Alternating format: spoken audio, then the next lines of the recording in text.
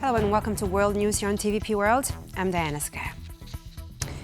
Poland's Foreign Minister Radosław Sikorski held a late-night call with leaders of 8 European nations and top NATO and EU officials just hours after Volodymyr Zelenskyy's talks in London.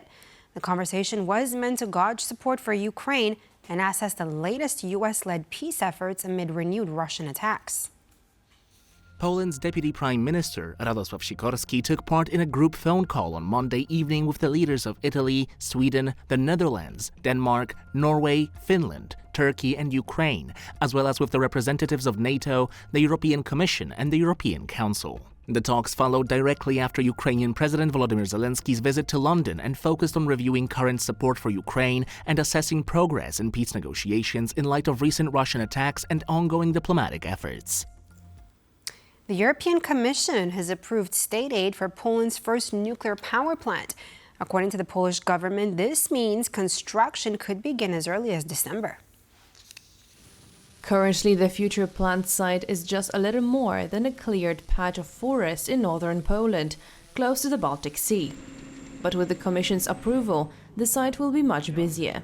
The consortium of American companies, Westinghouse and Bechtel, is set to build 3 reactors here, a massive investment worth 45 billion euros, the largest in Poland's history. The government is aiming for the plant to begin commercial operations in 2036. The Polish economy is gaining momentum, expanding by 3.8% in the third quarter and showing good prospects for 2026. But now, despite these encouraging forecasts, many experts are uneasy about whether this pace can be sustained over the next 5 to 10 years. As the value of Poland's economic output crosses the $1 billion mark, the country contemplates a way forward. There is a growing awareness that the current engines of growth won't be enough to propel the country forward. We are nearing a glass ceiling. We can still approach the EU average over the next 10 years, but if we don't change our development model, we won't move forward. According to a new report launched by the Polish Development Bank and the Polish Economic Institute, one of the biggest obstacles to securing Poland's future growth is not enough high-risk investments. Poland needs not just organic investment, but investments in high-growth companies, tech companies that will quickly push into new markets and bring revenue back to Poland. Experts say there is enough cash lying around in the country, around 350 billion euros in bank accounts alone, but Poles play it too safe when it comes to money. We need to find a way to convince people that in the medium or long term, they can make money by investing in more than just real estate or bank deposits. This plays into Poland's other Achilles heel, which is institutional investment. The country's private equity funds last year invested an equivalent of 0.15% of Poland's GDP, less than a third of the EU average. And it's even worse when it comes to venture capital, which is nearly 8 times bigger in Europe on average. In the meantime, the state is plugging the gaps, meaning that institutions like the Polish Development Bank step in and act as co-investors to spread out risk and, in doing so, encourage private investors. We mobilize private capital by providing the first or the last euro needed to close a deal, but the money stays in Poland. The state also invests in high-tech enterprises, including the satellite maker ICEYE and drone manufacturer WB Electronics. But to secure growth, Poland will need more companies like these. The Lithuanian government introduced a nationwide state of emergency due to violations of its airspace after Belarus once again launched smuggling balloons across its borders. The measures were made public on Friday by the Prime Minister of Lithuania, Inga Ruginienė.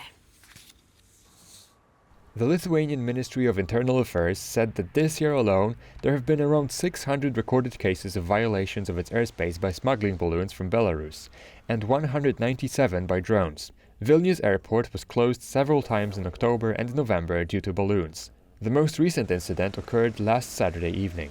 Airport closures due to balloons have so far affected more than 320 flights and more than 45,000 passengers.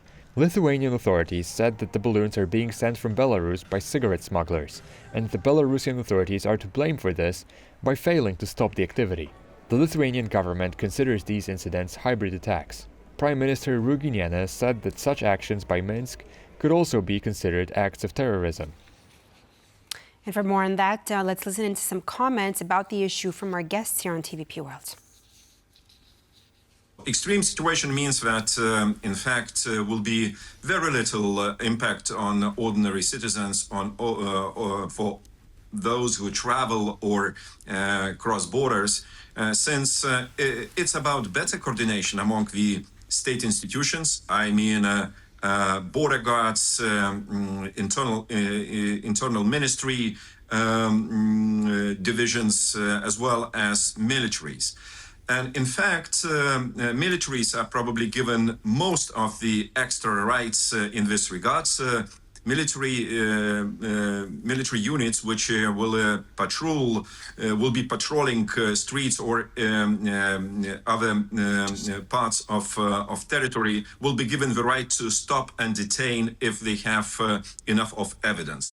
There are 2 points of communication that the government is suggesting. One is that citizens will not be affected, and the need to have the full country covered by the state of emergency means that these balloons, they are flying not only in Vilnius or in Kaunas, but some of them have been caught in other places around the country. And it seems that the military police is involved. The European Commission has launched an antitrust investigation against Google for imposing unfair terms on publishers and content creators. The American tech giant is suspected of using third-party content to train artificial intelligence. The European Commission previously imposed a fine on Elon Musk's platform X for breaching transparency obligations. Our correspondent Alex Kadzie has more. Well, the European Commission announcing yet another investigation in an American big tech company, this time Google being investigated for antitrust violations. Well, what does that mean? It means the European Commission suspects the American tech giant of violating its position as a dominant force in the tech space by taking information from web publishers, from information publishers online that, of course, use Google's services to train its AI without paying those publishers enough for the information. So typically the example would be a news website publishing information like new information on a story, on a scoop, etc. That information is being used to train Google's AI for business purposes. The European Commission wants to find out whether or not Google should be paying those publishers for the information in the first place. That, of course, the detail of this investigation, but it comes into the context of a huge spat between the US and the European Union when it comes to fines against X. Google themselves were fined €3 billion back in September. We know Elon Musk, the chairman, the owner of X, very critical of the European Commission, European commissioners and officials when it comes to their fines against X for a misleading system when it comes to their blue tick verification system. Criticism from Marco Rubio, criticism from JD Vance against these fines, but still, as we see with this investigation, the European Commission is serious about enforcing European laws in Europe on American big tech companies. In Brussels, I'm Alex Kadzie for TVP World. European Union Foreign Policy Chief Kaja Kallas said Tuesday that criticism of liberties in Europe should be aimed elsewhere at, quote, Russia perhaps, referring to a White House strategy document critical of EU policies. Any such criticism regarding the liberties here should be aimed at a different direction. Russia, perhaps, where dissent is banned, where free media is banned, where political opposition is banned, where X or Twitter, as we know it, is in fact also banned.